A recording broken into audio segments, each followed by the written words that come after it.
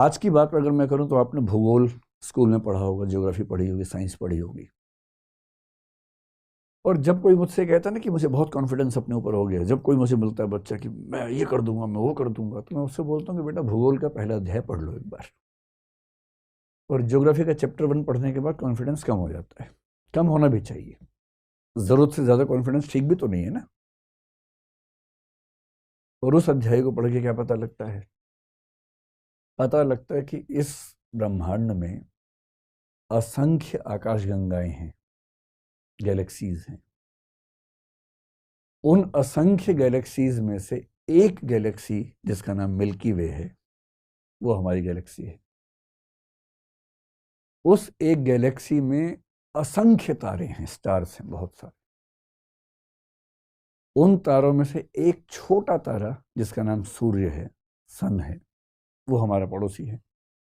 पड़ोसी मतलब 15 करोड़ वर्ष, मतलब ये किलोमीटर की दूरी पर लगभग। उस सूर्य के साथ जो ज्ञात ग्रह हैं वो 9 के आसपास हैं, उस पर डिबेट चलती रहती है। उन 9 ग्रहों में से एक ग्रह पृथ्वी है।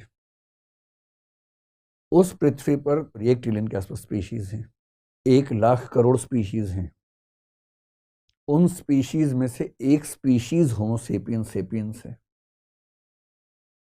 इस दुनिया में आज के समय में 800 करोड़ होमो सेपियंस सेपियंस जिंदा हैं।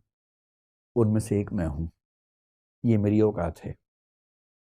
हम सबकी हैसियत दरअसल इतनी ही है। कई बार भाव आते हैं मन में कि अरे मैं हूं तो दुनिया चल रही है, मैं नहीं रहूंगा दुनिया कैसे चलेगी। ये भाव आता है मन में। इस उम्र में ज्यादा आता है, आप लोगों की उम्र में। जब जब कॉन्फिडेंस ज्यादा होने लगे तो ये अध्याय पढ़ लीजिए, भूगोल वाला। जब कम होने लगे तो मोटिवेशन की स्पीच सुन लीजिए कि तुम क्या नहीं कर सकते, तुम वो सब सुन लीजिए। उससे थोड़ा सा गुब्बारा फूल जाता है थोड़ी देर के लिए और अच्छी फीलिंग आती है। दोनों की अपनी वैल्यू है। कॉन्फिडेंस होना भी जरूरी है जीवन में, और एक सीमा से ज्यादा हवा में उड़ना ठीक नहीं है, ये भी उतना ही महत्वपूर्ण है। ये तो हम जानते हैं ना, उस समय के मनुष्य को नहीं पता था जब फिलोसफी की शुरुआत हुई।